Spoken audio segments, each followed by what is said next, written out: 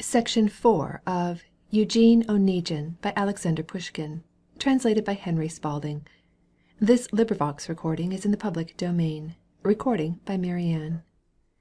Canto the Second, The Poet, Part 2. 21. But when a boy he Olga loved, unknown as yet the aching heart, he witnessed tenderly and moved her girlish gaiety and sport. Beneath the sheltering oak tree's shade He with his little maiden played, Whilst the fond parents, friends through life, Dreamed in the future man and wife. And full of innocent delight, As in a thicket's humble shade, Beneath her parents' eyes the maid Grew like a lily pure and white, Unseen in thick and tangled grass By bee and butterfly which pass. 22. 'Twas she who first within his breast Poetic transport did infuse, And thoughts of Olga first impressed A mournful temper on his muse. Farewell, thou golden days of love! 'Twas then he loved the tangled grove And solitude and calm delight, The moon, the stars, and shining night.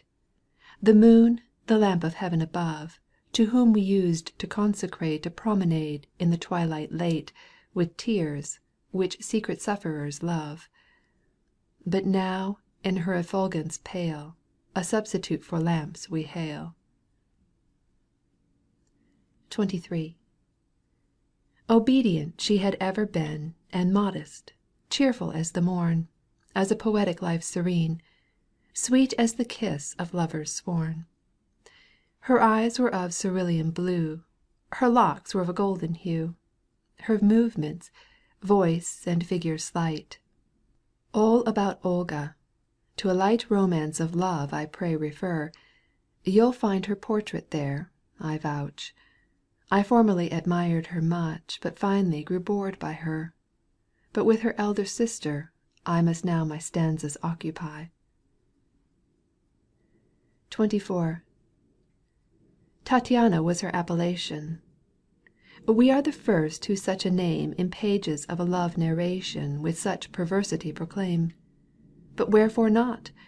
'Tis pleasant, nice, euphonious, Though I know a spice it carries Of antiquity and of the Attic. Honestly, we must admit But little taste doth in us Our names appear. I speak not of our poems here. And education runs to waste, Endowing us from out her store With affectation, nothing more. 25. And so Tattiana was her name. Nor by her sister's brilliancy, Nor by her beauty, she became The cynosure of every eye. Shy, silent did the maid appear As in the timid forest deer. Even beneath her parents' roof Stood as estranged from all aloof. Nearest and dearest knew not how To fawn upon and love express. A child devoid of childishness To romp and play she ne'er would go. Oft staring through the window pane Would she in silence long remain. 26.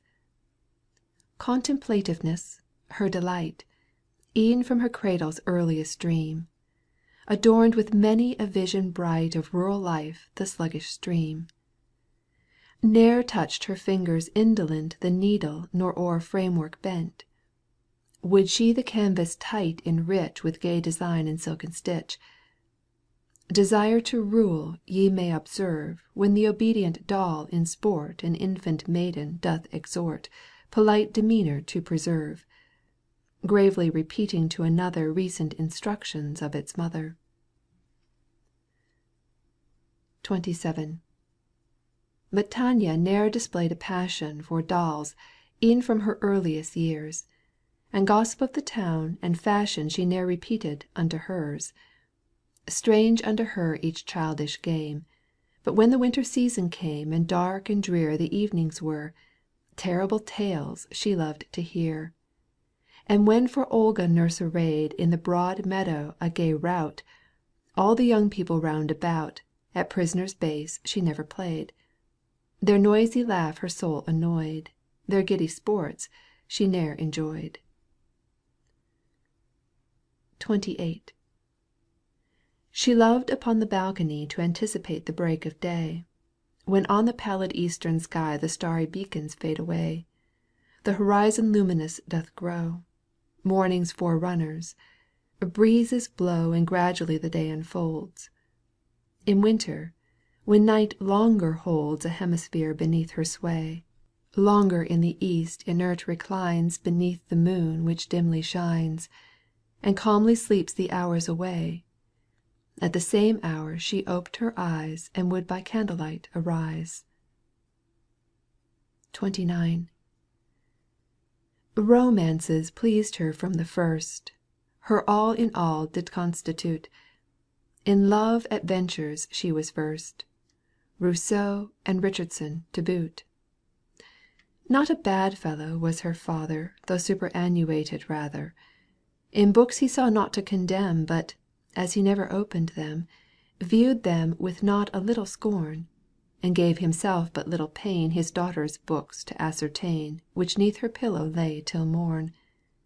His wife was also mad upon The works of Mr. Richardson. XXX. She was thus fond of Richardson Not that she had his works perused, Or that adoring Grandison That rascal Lovelace she abused. But that Princess Pauline of old, Her Moscow cousin, often told The tale of these romantic men.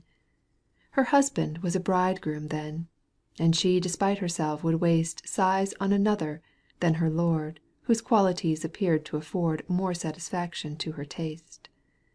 Her Grandison was in the Guard, A noted fop who gambled hard. XXXI. Like his, her dress was always nice, The height of fashion, fitting tight, But contrary to her advice The girl in marriage they unite.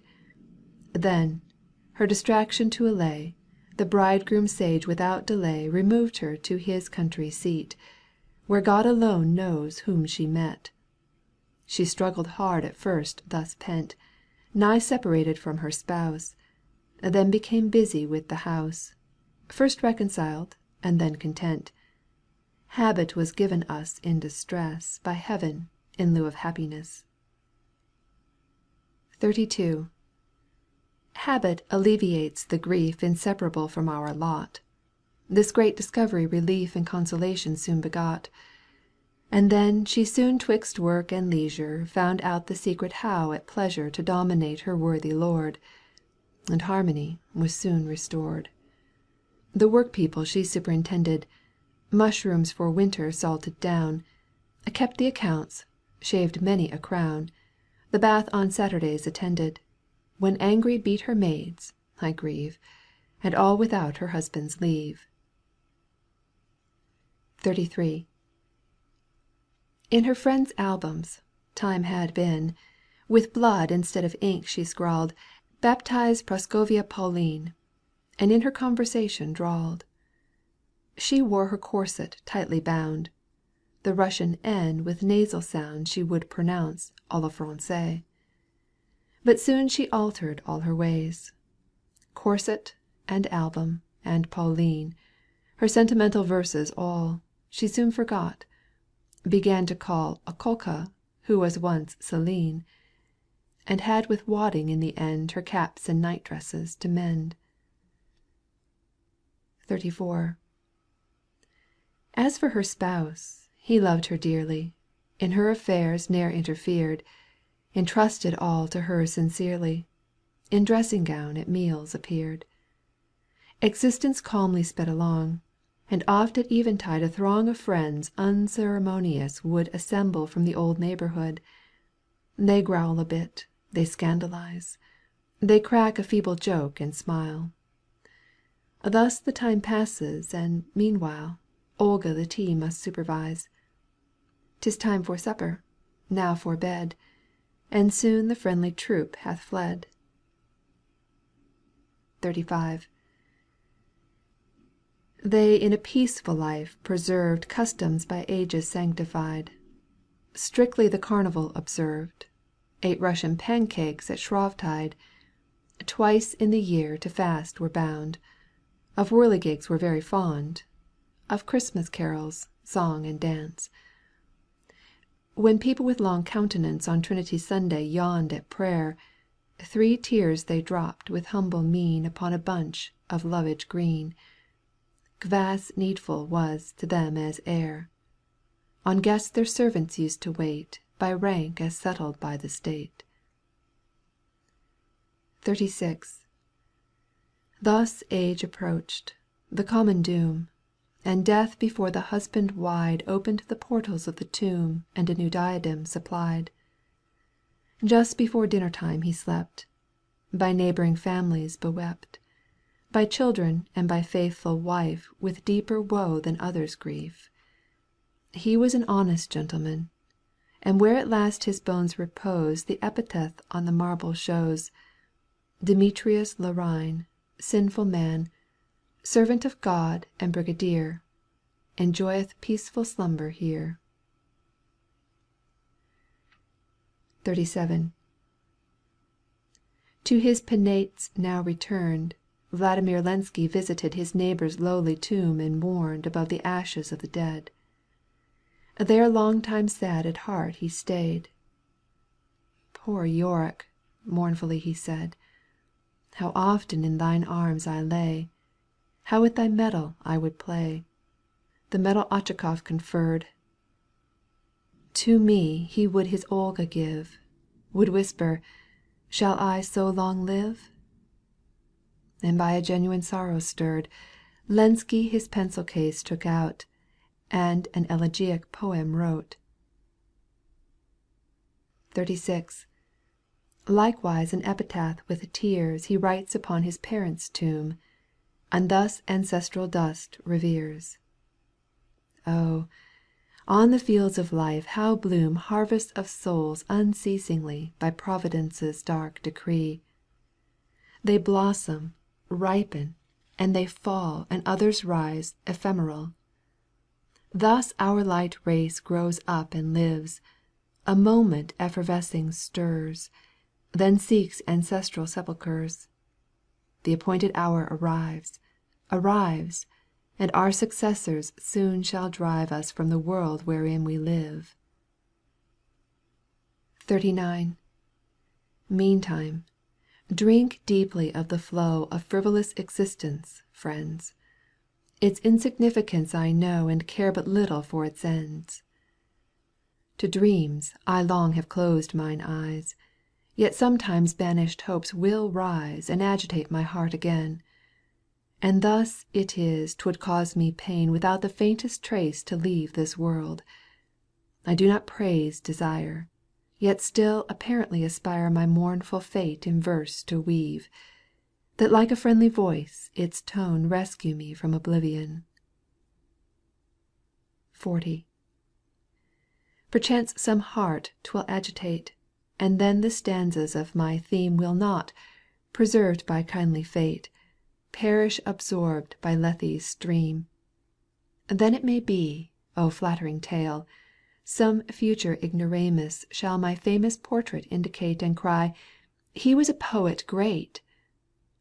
My gratitude do not disdain, Admirer of the peaceful muse, Whose memory doth not refuse My light productions to retain, Whose hands indulgently caress The bays of age and helplessness. End of Canto the Second.